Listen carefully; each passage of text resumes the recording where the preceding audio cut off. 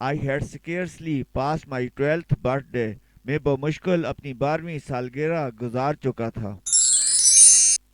When I entered the inhospitable regions of examinations, جب میں امتحانات کے ناسازگار حلقوں میں داخل ہوا.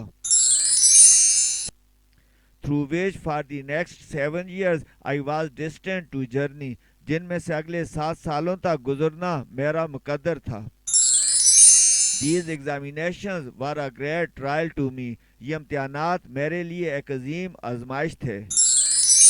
The subjects that were dearest to the examiners, مضامین جو ممتحنوں کے لیے عزیز ترین تھے, were almost invariably those I fancied least. تقریباً ہمیشہ وہ ہوتے تھے جنہیں میں سب سے کم پسند کرتا تھا. I would have liked to have been examined in history, poetry and writing essays. میں تاریخ، شاعری اور مضمون نگاری میں سوال کیے جانے کو پسند کرتا تھا.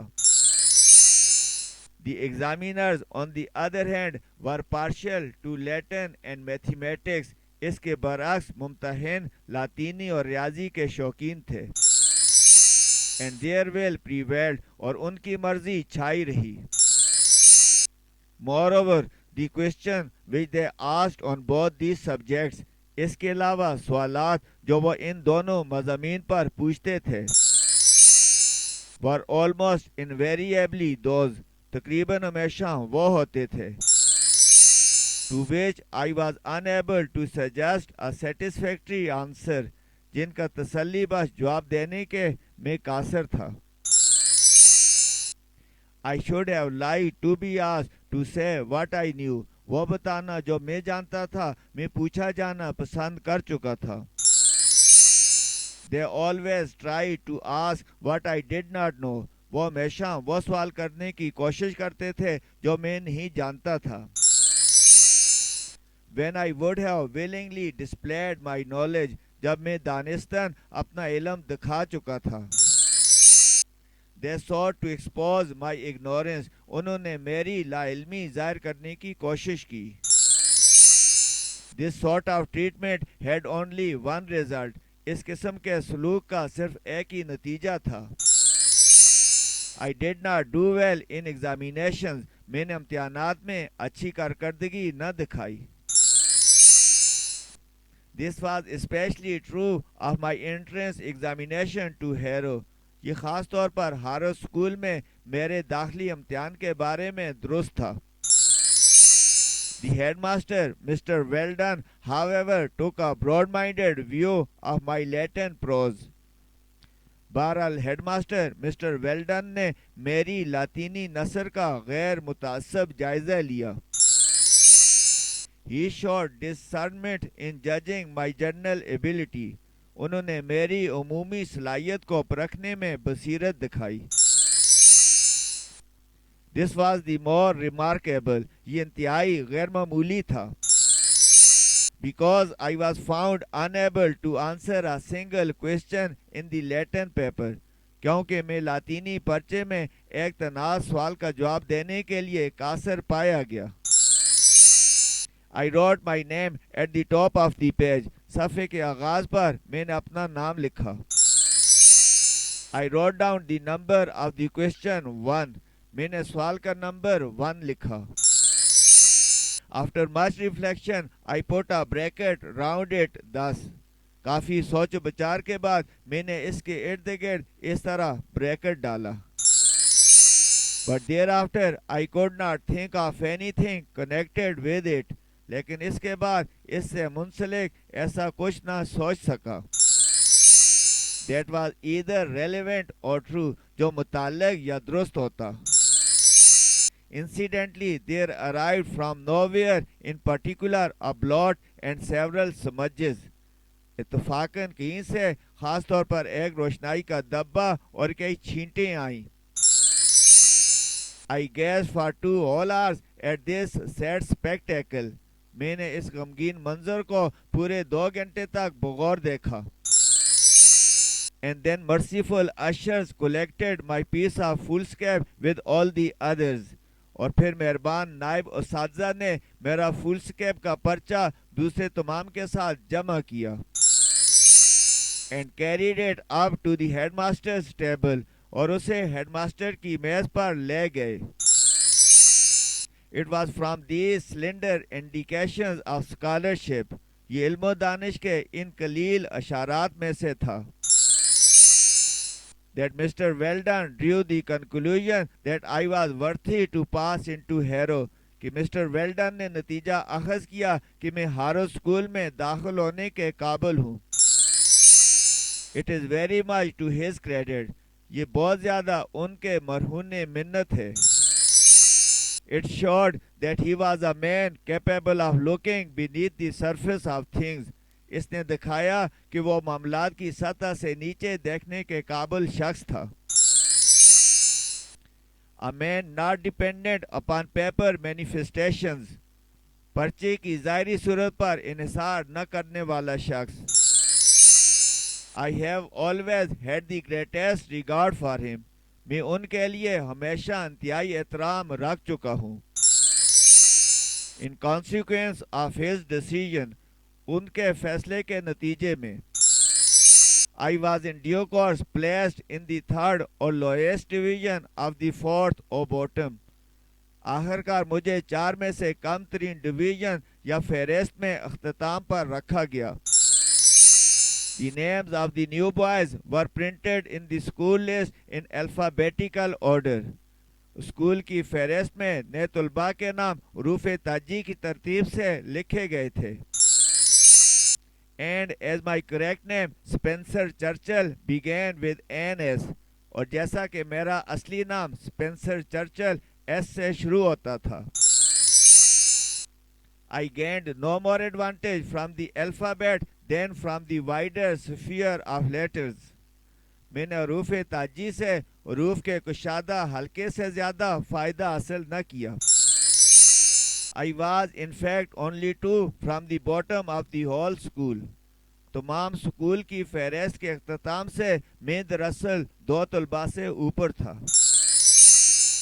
And those 2, I regret to say, disappeared almost immediately through illness or some other cause. اور وہ 2 میں افسوس سے کہتا ہوں بیماری یا کسی اور وجہ سے تقریباً جلدی رخصت ہو گئے. I continued in this unpretentious situation for nearly a year. میں نے تقریباً 1 سال تک اس عاجزانہ صورتحال میں تعلیمی سلسلہ جاری رکھا.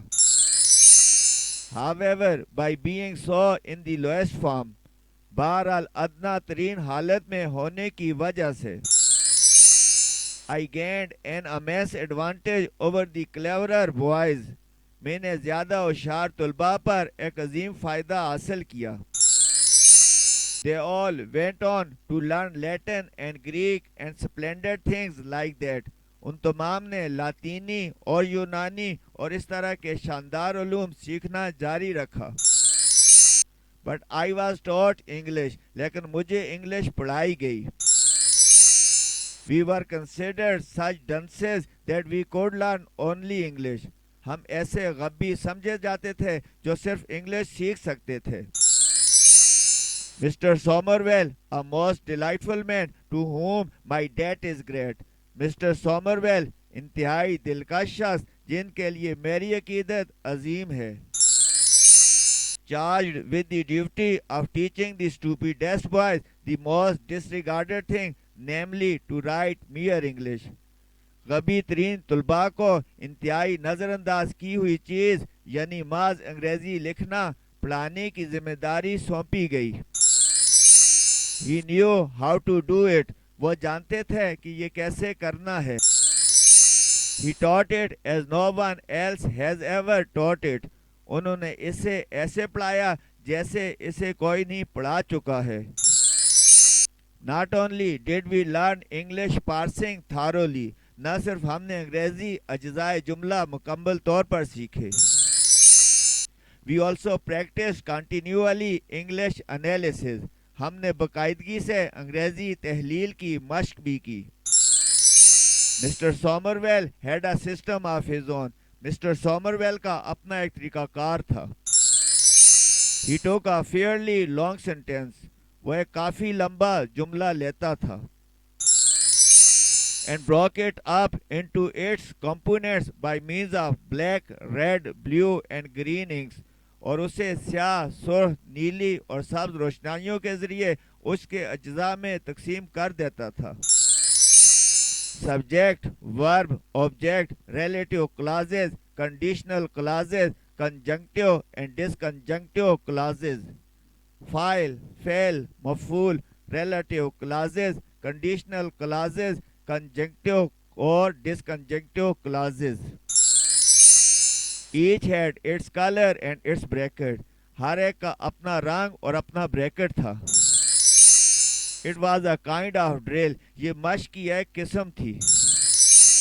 وی ڈیڈ اٹ آلموسٹ ڈیلی. ہم اسے تقریباً روزانہ کرتے تھے. As I remained in the third year 3 times as long as anyone else. جیسا کہ میں سال سوم میں کسی دوسرے کی طرح 3 مرتبہ رہا. I had 3 times as much of it. میں نے اس کا 3 مرتبہ زیادہ کیا. I learned it thoroughly. میں نے اسے مکمل طور پر سیکھا. Thus I got into my bones the essential structures of the ordinary British sentence. اس طرح میں نے عام برطانوی جملے کی بنیادی ساخت مکمل طور پر سیکھ لی. Which is a noble thing. جو ایک عظیم چیز ہے. And when after years my school fellows. اور جب سالوں بعد میرے ہم جماعت who had won prizes and distinction for writing such beautiful Latin poetry and pithy Greek epigrams. جو خوبصورت لاطینی شاعری اور پر اثر یونانی ہجویہ نظمیں لکھنے کی وجہ سے انعامات و امتیازات حاصل کر چکے تھے. Had to come down again to common English to their living or make their way. اپنے معاش یا ترقی کرنے کے لیے عام انگریزی کی طرف واپس آنا پڑا. I did not feel myself at any disadvantage. میں نے خود کو کسی خسارے پر نہ سمجھا. Naturally, I am biased in favor of boys learning English. میں قدرتی طور پر انگریزی سیکھنے والے طلباء کی حمایت میں جانبدار ہوں. I would make them all learn English. میں ان تمام کو انگریزی سیکھنے پر مجبور کروں گا. And then I would let the clever ones learn Latin as an honor and Greek as a treat. اور پھر میں ہوشیار طلباء کو لاطینی بطور اعزاز اور یونانی بطور تفریح سیکھنے کی اجازت دوں گا. But the only thing I would whip them for is not knowing English. لیکن واحد کام جس کے لیے میں انہیں کوڑے ماروں گا وہ انگریزی نہ سیکھنا ہے. I would whip them hard for that. اس کے لیے میں انہیں سخت کوڑے ماروں گا.